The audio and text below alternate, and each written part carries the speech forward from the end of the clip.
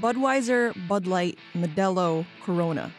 Some of the biggest names in beer, all owned by the same company, Anheuser-Busch InBev.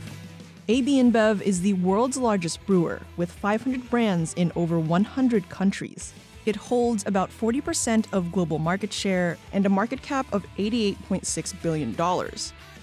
Our portfolio continues to evolve as consumer preferences they evolve, and we are leading innovation across most of our markets. But American consumers have changed their drinking habits, and total consumption of beer has dropped 30% over more than 4 decades. As a result, ABI has shifted its strategy towards premiumization and profit prioritization, focusing on expanding into new beverage categories other than simply just beer. Between 2011 and 2021, ABI and Molson Coors, the two leading brewers in the space, experienced a combined 17% drop in U.S. market share. Beer industry resilient, gaining share of throat globally. Our performance is very good. 60% of our markets growing volume, not only revenues, but growing volumes, and beer premiumizing. For the first time in 33 years, ABI decided not to renew its Super Bowl ad rights in alcohol for 2023. And some analysts think the decision may be related to the company's biggest brands, Budweiser and Bud Light's, lagging performance, a telling indication of the company's shifting focus. AB InBev brought in $54.3 billion in revenue in 2021. But with the onset of a craft beer revolution, overall beer volume share declining, and now inflation a looming threat, the company, born from a series of massive billion-dollar acquisitions, has grown enormously from beer to the largest in beverage, and perhaps at the expense of the beer industry and its original heritage.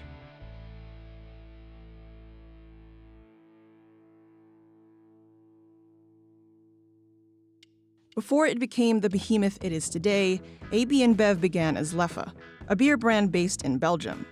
In 1860, Eberhard Anheuser and Adolphus Busch, both pioneers in the beer world, partnered to form the Anheuser-Busch Brewing Association.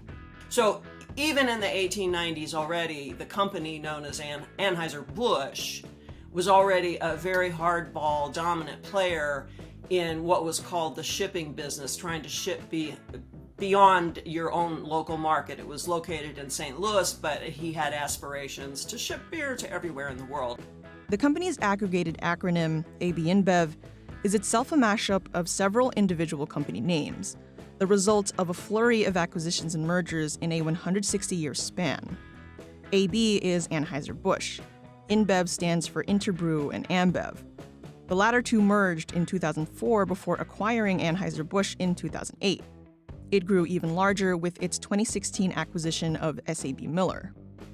To date, the company is home to the largest and most recognizable brands in the world. In the U.S. market, which represents 1/8 of the company's business, Budweiser is known as the king of beers, with Bud Light being an equally recognizable successor. So Bud and Bud Light both have storied roles in the history of American brewing, and they are both still the king killers in the market. AB InBev built that reputation on the back of its long-standing presence as an American beer that survived even through the Prohibition, and grew its marketing to symbolize American life and culture. The brand even temporarily changed its name in 2016 to America.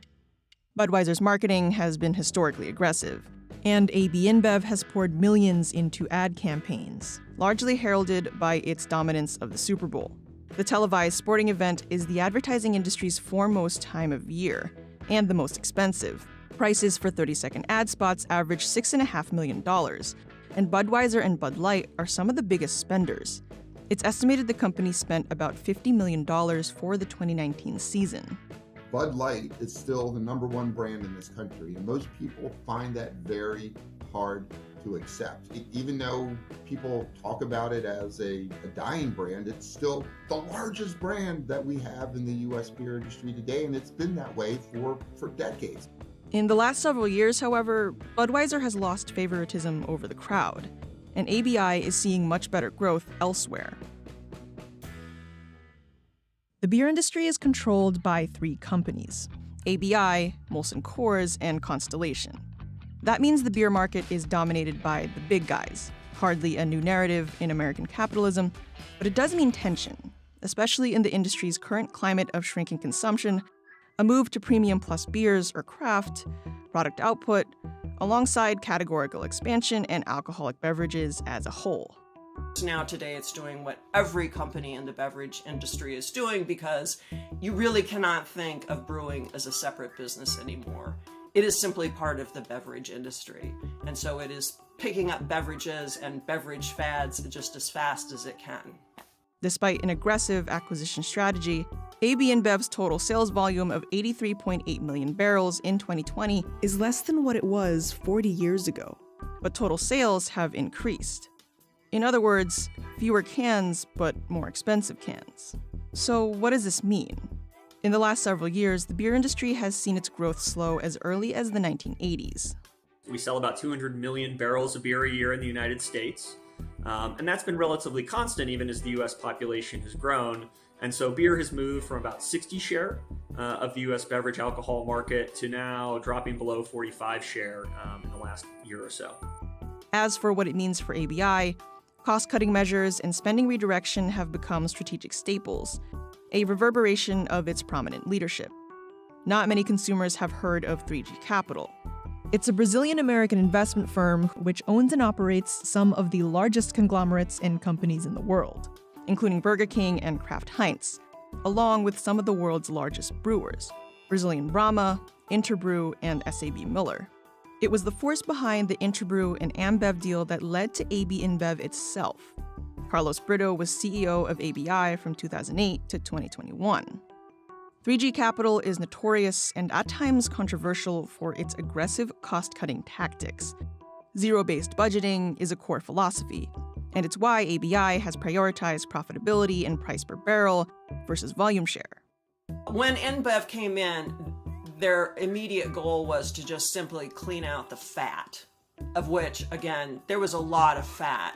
And naturally, that rankled people who'd been there for years. There were a lot of layoffs, more tension.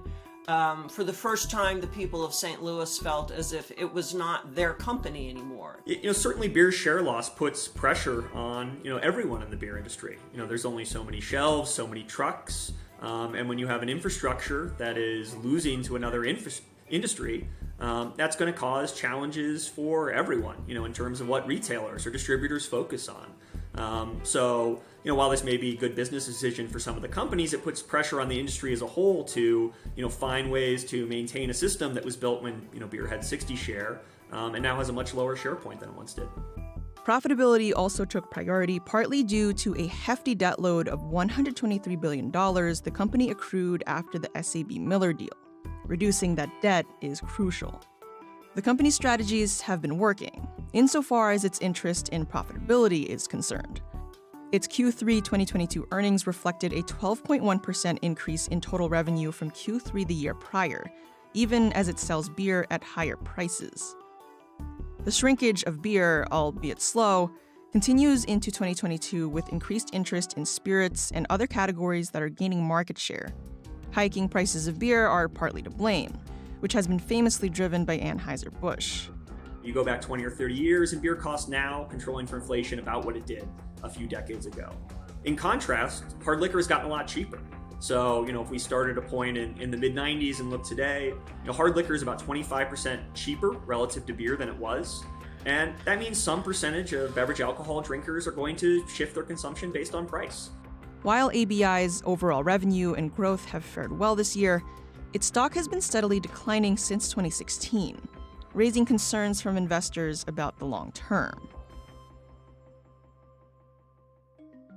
So ABI's reputation is deep-seated, and global reach spans far and wide. And in an industry that's seen many changes in the last 2 decades, that means constant adaptation. It has also poured a whopping $5 million in lobbying efforts in 2021 alone. The company has done a remarkable job, I think, of maintaining its stranglehold on beer drinkers in the United States. And I don't mean that there are no choices. There are something like 9,000 breweries in the US. They are the dominant players in the convoluted distribution stream that is mandated partly by federal but also by state law. They're kind of the thugs in the room, and they'll never go away. That's just who they are. In 2017, the company responded with a new segment in its business, Beyond Beer, in order to officially penetrate categories beyond the one it got its start in. When craft beer began rising, ABI acquired Craft Brew Alliance, among others, in 2019, and created a craft business unit. When seltzers grew popular, it launched Bud Light Seltzer and acquired Rita's, Neutral, and Kombucha. We are here to offer consumers on different occasions something so they can stay with us in our portfolio. That's what we're in business for. Canned cocktails were the fastest growing spirits category in 2021, with $1.6 billion in revenue. And U.S. sales volume of craft beer increased 7.9% this same year. Even the non-alcoholic category has risen. 0% alcohol by volume beer boasts a market value of $328.6 million, up 19.5% from August 2021. ABI and Molson Coors have lost a combined 17% of market share since 2011, indicating the growing footprint of these other categories. Beer really used to dominate the youngest legal drinking age categories, so 21 to 34. And we've seen with the millennials and kind of coming up next Gen Z that hasn't really been the case. ABI's roots are in beer, but time, competition, a fierce cost-cutting strategy, and sweeping industry shifts have driven it to evolve from beer to beverages. And tensions have risen between small independent brewers and big beer brands. If you're a beer maker in the United States, they're your worst enemy because they completely dominate the very complicated distribution chain for beer. The most recent marked change for ABI's business is the retraction of its Super Bowl ad rights and alcohol, a foothold of 33 years prior. ABI has not officially stated why, but some analysts believe it's an indication of the company's desire to expand its footprint elsewhere and constantly evaluate higher growth opportunities. While consumers are shifting towards premium brands, ABI has been able to meet those changes. In 2021, it saw growth across multiple premium labels. Michelob Ultra has performed in the double digits, and Stella Artois grew by 7% in Q3 2022. Trading up is this effort on the part of brewers to get people from lower priced sub-premium beers into higher premium price beers. And it's worked brilliantly. That all begs the question, what are Anheuser's iconic brands, like Budweiser and Bud Light, meant to become as they lose popularity? Are they to keep their accessible, inexpensive heritage, or is it time to modernize? It's a question ABI has grappled with as early as 2018. Recently, the company has seen better growth for those brands in the international market, where they have curiously taken on a more premium persona than their domestic brethren. Budweiser grew by 8.9% in China, its largest market, in Q3 this year. Altogether, while volumes have slowly declined, industry experts insist ABI and the beer market are not going anywhere anytime soon. Though competition has gotten fiercer, ABI's margins have only gotten larger in the last several years, a powerful indication of its size and influence on the market as a whole. I do think that people should think about brewing not so much as a separate business, but as a player in a brutal, very competitive, larger beverage business.